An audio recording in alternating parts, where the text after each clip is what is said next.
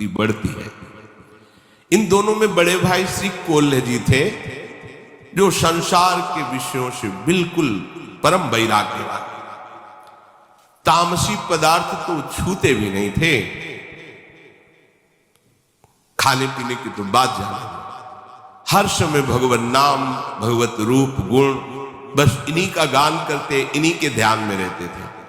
और इनके जो दूसरे भाई थे छोटे अल्ह जी हैं, ब्रह्मा शिव देव दैत्य दानो अरु मानवादि सब ही के रचैया और सब में समाये हैं। कारज के कारण ओ तत्वन के तत्व आप, माया के अधीश ईश अलख लखाए हैं। महिमा महान गावे वेद और पुराण, कुल पार नहीं पावे हारी शीश को नवावे हैं। द्वारिकाधीश को पद सुनाने के बाद कहा, भाई तो भी तो बहुत बढ़िया गायक है, राजाओं की सभा में गाता है, देख सुना द्वारिकाधीश को।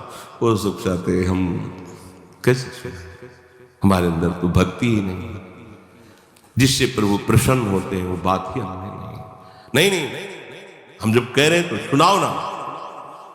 तो उन्होंने प्रभु की ब्रज लीला संबंधी पद सुनाए। बड़ा सुंदर उनका स्वर था, क्योंकि राजाओं की सभा में तो सब रजोगुणी काम था। द्वारिकाधीश के सामने बड़े भ्राता भक्त की आज्ञा हुई तो गाए। गलीन में गोकुल की गासी गासी गोपीन को, गोरस ओ गोरस को दान ले सिहायो है। सगरियल बेलीन को नवल नबेलीन को, गाय के गवायो अरु नाच के नचायो है। अब लाल आन मान प्राण की हरन हारी, बांसुरी बजाए घर बार भूलवायो है। ये जसुदा के छैया, ये रास रंग के रचैया भैया, नेह की नदी में तय नहायो और नहवायो है। देश विदेश के देखे नरेशन रीझिक को जो बूझी करेगो, याते तने तन जात गिरो गुण, सौ गुण अवगुण गाठी परेगो।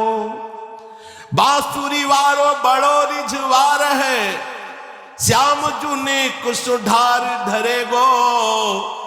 इलाड़ी लो छैल छबीलो अहीर को, पीर हमारे ही की हरेगो।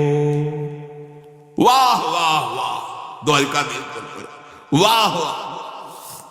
सब आश्चर्यचकित हो गए प्रभु के श्री विग्रह से। साक्षात द्वारिकाधीश बोलकर, वाह ब्रज की लीला। प्रभु चित्त चोर के भी चित्त को चुराने। महामहिम श्री जगन्नाथ जी का जो आप रूप देख रहे हैं, ब्रज लीला श्रवण का परिणाम है। प्रेम विकल विवल स्वरूप जो जगन्नाथ जी का है, ये ब्रज लीला महाप्रेम स्वरूप है। प्रभु ने हुंकार भरी, वाह। कोल्ह जी ने गाया, द्वारिका के नाथ हो सब महिमा। जो अल्लाह जी ने गाया, पूरा मंदिर आश्चर्यचकित हो गया कि वाह वाह। पहला आश्चर्य, क्योंकि आज तक कभी कोल्ह जी के सामने कोई भागवतिक चमत्कार नहीं प्रकट हुआ था। अल्लाह जी कभी दर्शन करने नहीं आए थे, वही उपद्रव रजोगुणी। पर आज दर्शन करने आए, भगवान ने वाह वाह कह दिया। पहले ही चुभा, ये को बार हम इतना आए, रोज आए, दर्शन किए, गाए, कभी वाह वाह नहीं। हम तो जानते हैं ना, आप भी जानते हो कि शराब वो सब, वाह वाह वाह। चलो ठीक, थोड़ी तसल्ली। अब दूसरा प्रोग्राम माला और प्रसाद।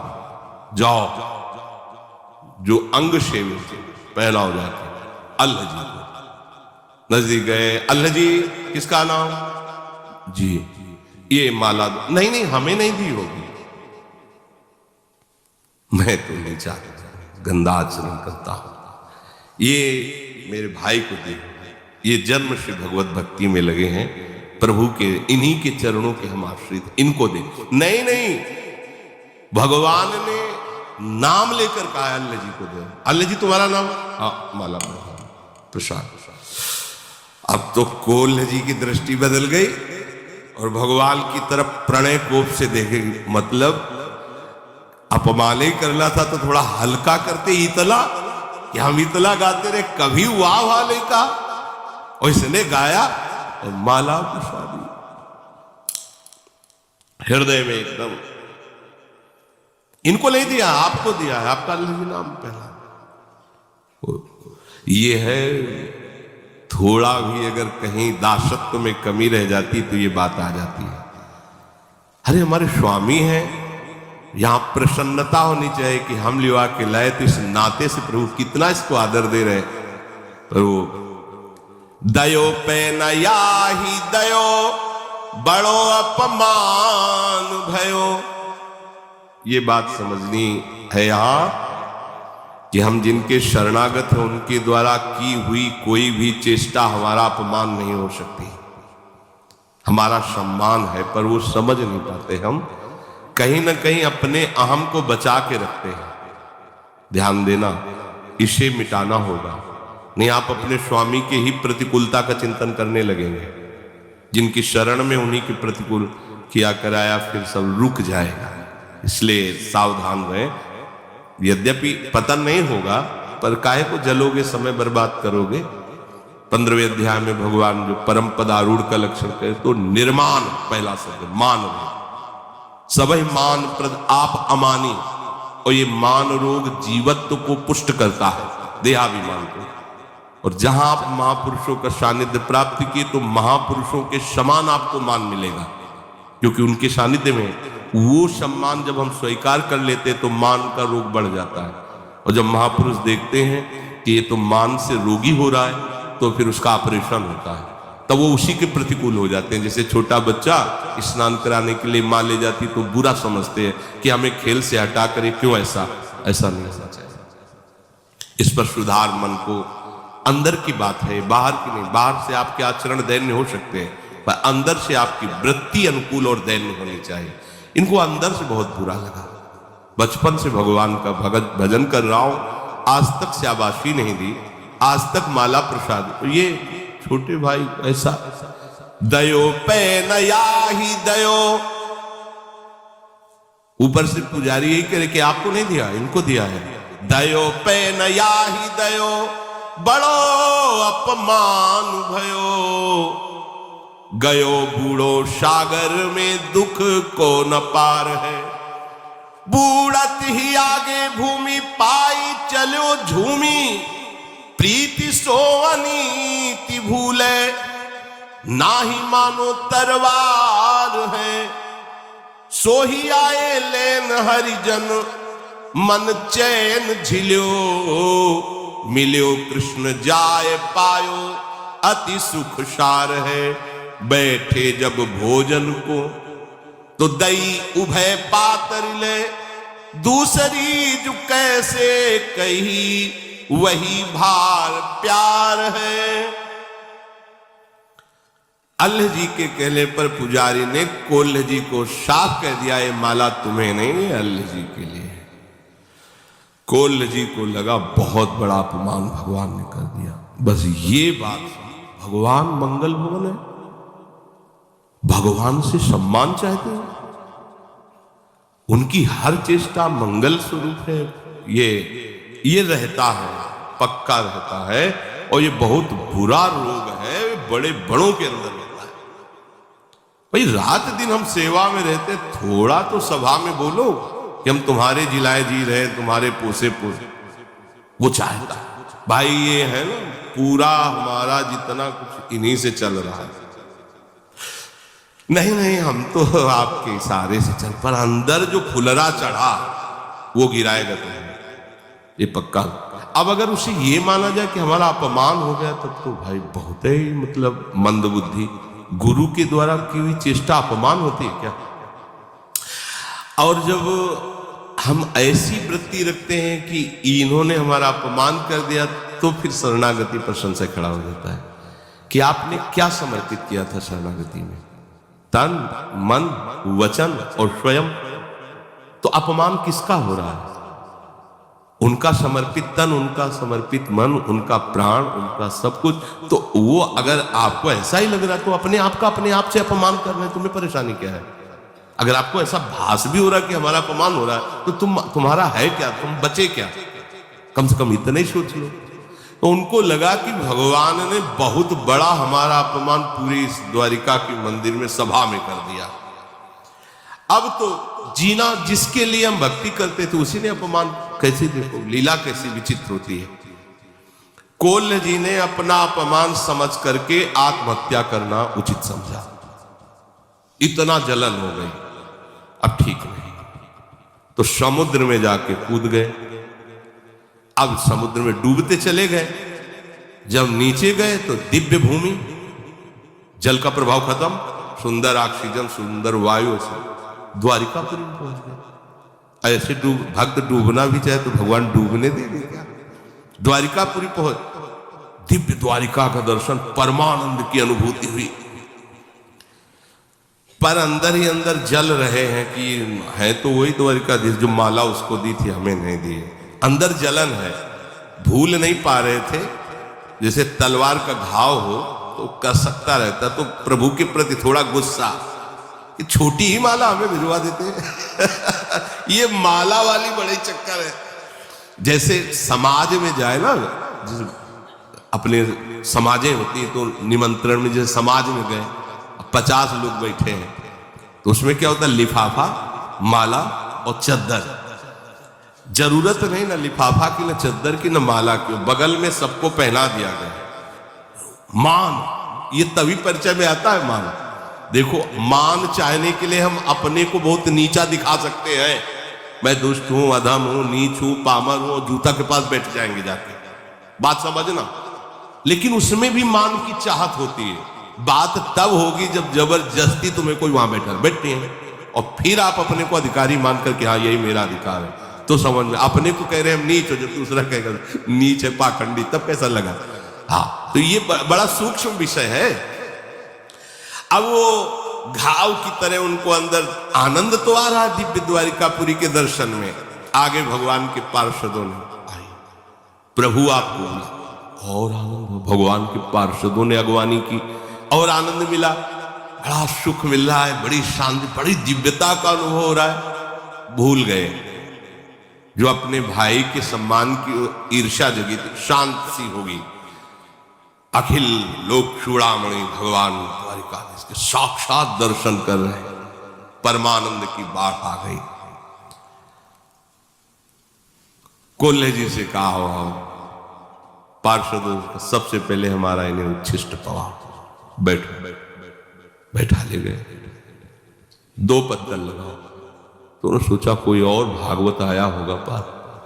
2 पत्तल, तब तक तो उनको कुछ नहीं। फिर पूछा कि जब उनका परोस गया प्रसाद, तो दूसरा पत्तल भी परोस गया, तो प्रभु इसमें कौन? बोले अल्लाह जी के लिए। फिर और मतलब यहां भी अभी हमने पाया नहीं, उसके लिए पत्तल लगवा दिया। वो फिर अंदर जो है पूरी जलन तुम्हारे छोटे भाई अल्लाह जी के लिए है, और वो तुमको भी तो बहुत प्यारा है।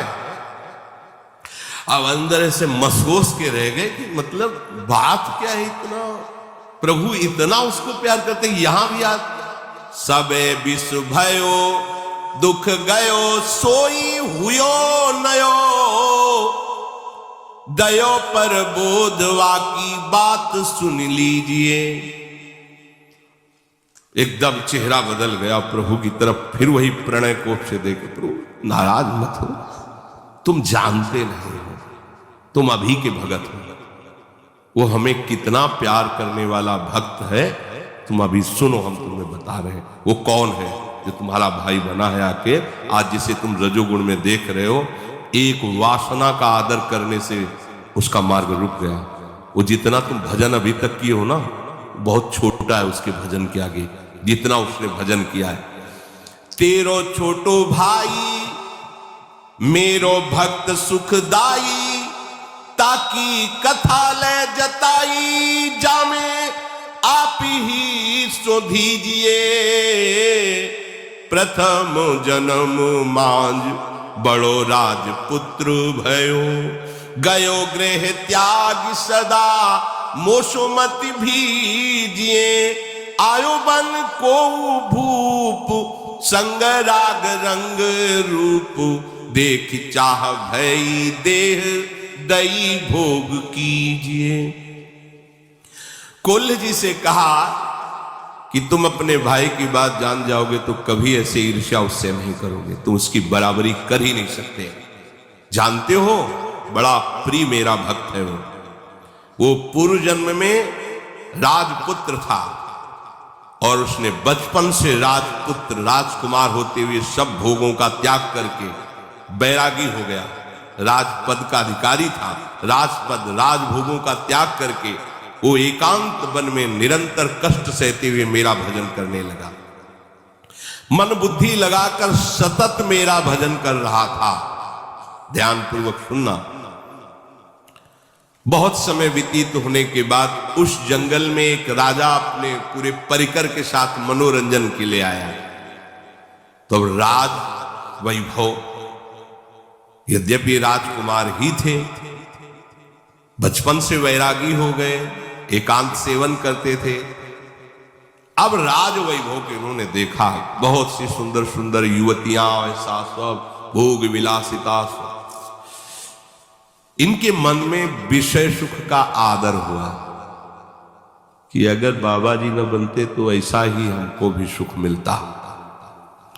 आदर हुआ। अब वो वासना इतना जोर पकड़ी, इसमें देर नहीं लगता। समुद्र बनने में तरंग आई और आपने आदर किया और पूरे हृदय पर अधिकार कर लिया।